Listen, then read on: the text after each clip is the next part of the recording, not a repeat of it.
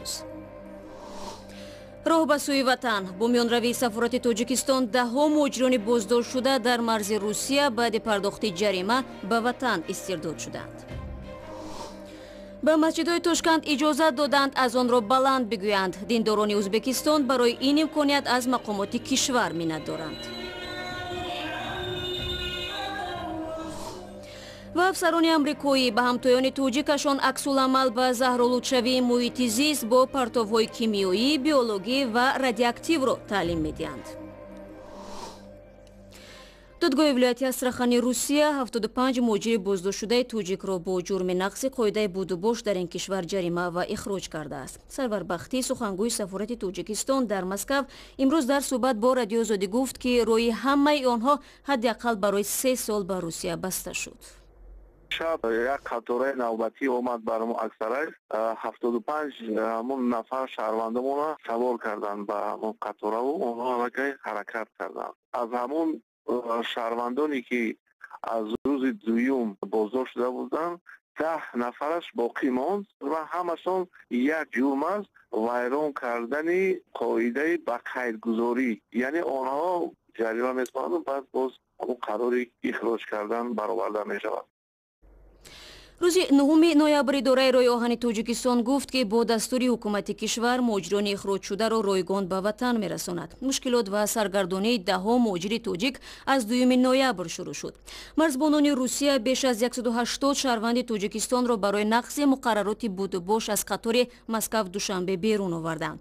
آنها در ایستگاه خرد اقصرای ولایت استراخان نگهداری میشوند. سخنگوی سفارت میگوید تعدادی از مهاجران بعد از اعلان قرار دادگاه و جریمه بندی از بازداشت رها گردیدند. در مساجد بزرگ ازبکستان مؤذن‌ها اجازت پیدا کردند که از آن را توسط بلندگوها بخوانند.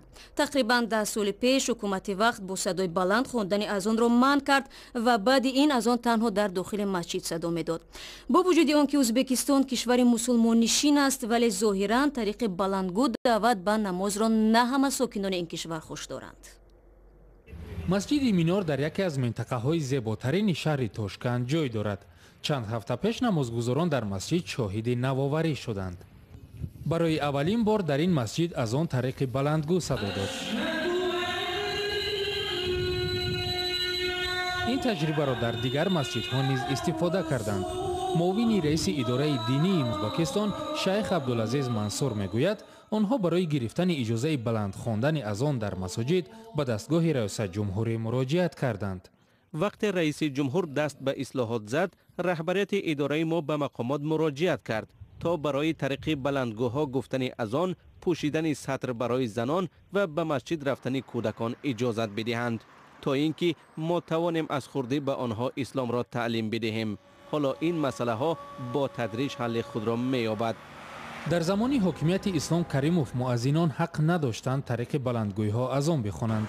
مقامات میگفتند این امر به خاطر بی‌ضابطه نکردن مردم سال خورده و بیمار و اطفال گرفته شده است که در اطراف مسجد زندگی میکنند. خبرنگار بخش ازبکی رادیوی آزادی تلاش کرد نظر مردم را در رابطه با نوگانی بفهمد. واکنش به این اقدام یک رنگ نیست.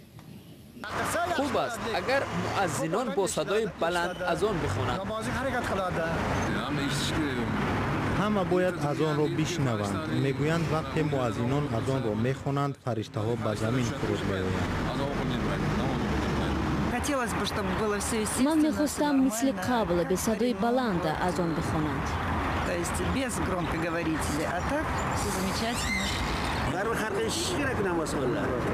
باید مردم مسلمان ما اذان بلند را بشنوند. آدمانی که در محله های دورتر زندگی میکنند اذان را که در داخل مسجد خوانده می شود نمیشنوند. من طرفدار آن نیستم که اذان با بلندگو خوانده شود. همه چیز باید طبیعی باشد. از نگاه من باید اذان با صدای بلند صدا بدهد، زیرا در این وقت شخص درباره رفتارهای خود میتواند فکر کند و سر آن میاندیشد که با کدام راه رفته ایستاده است. وقتی نوزاد به دنیا میآید، شخص مسلمان پیش از همه در گوش راستش اذان میخواند. شخصی که ایمان دارد با شنیدن اذان بیدار میشود تا نماز گزارد. برای چی مخالفان اذان بلند از صدای ماشین ها بیدار نمیشوند و میگویند که اذان بلند خوابشان را خللدار میکند؟ از نگاه من این تنها بهانه است که با صدای بلند دعوت به نماز منع کرده شود.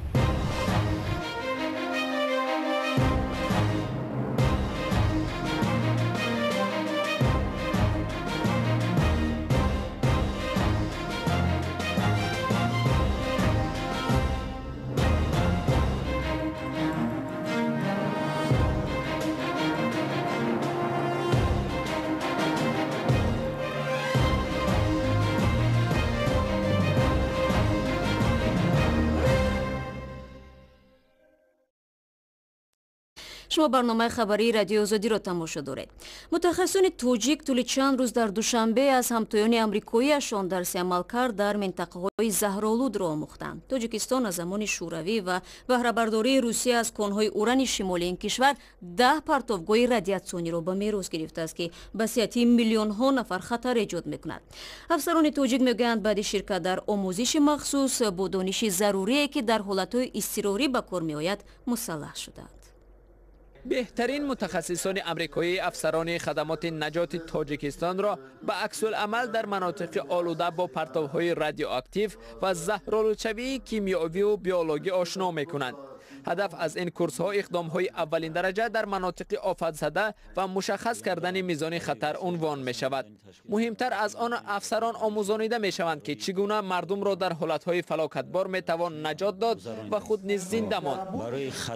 برای پس نمودن خطری کارمندان اهالی با کوشش تلاش کنیم. راهبریت کمیته و این لابراتوری کمیته با اکثریت از طرف خارجی اسباب‌های حاضر زمان که با کمیته ما وارد گشته است و ما بسیارترگی با یک چند نویگری ها شناسیدیم. در تاجیکستان تا کنون چنین حادثه ها ثبت نشده است، اما با این وجود افسران به این درس ها اهمیت خاص میدهند، زیرا میگویند دانستن این معلومات برایشان مهم است.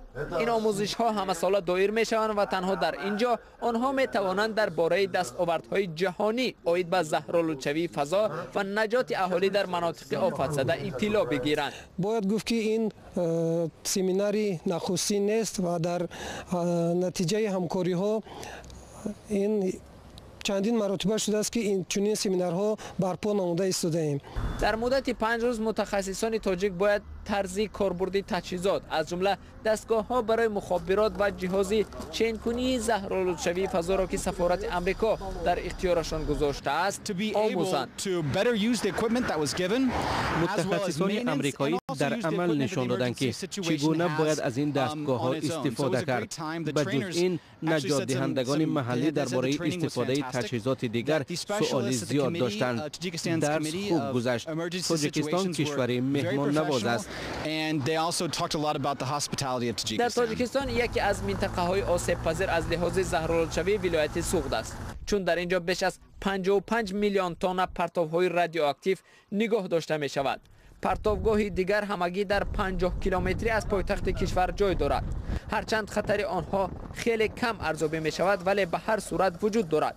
با توجه به نزدیکی افغانستان که در آنجا گروه‌های مختلف تروریستی فعالند، کسی نمی‌تواند استثنا کند که در آینده برای انجام عمل‌های تروریستی از سلاح کیمیایی و بیولوژی و چیرکین استفاده نشود. برنامه را ادامه میدیم. در پایتخت تاجیکستان نمایندگان کشورهای همسو در یک همایش صفت راهها را به بحث کشیدند. در این نشست درباره ضرورت تأسیس آزمایشگاه در ساحه راهسازی سخن رفت و هم از دستاوردهای نوی تکنولوژی در این بخش یادآوری شد. این نشست در حال برگزار می‌گردد که قسمت زیادی راههای تاجیکستان توسط عقبه و منطقه‌های کوهی می‌گذرد و حتی راههای نوساخت هم زود ویران می‌شوند. عبدالله اشرف با تفصیلات بیشتر. باید در حدود کشورهای عضو اتحاد دولت‌های مستقل ساختمان و تجدید راه‌های بین‌المللی نظارت جدی شوند. انجمن راهسازان این اتحاد امروز در یک جلسه خود در شهر دوشنبه به این مضمون تاکید کردند.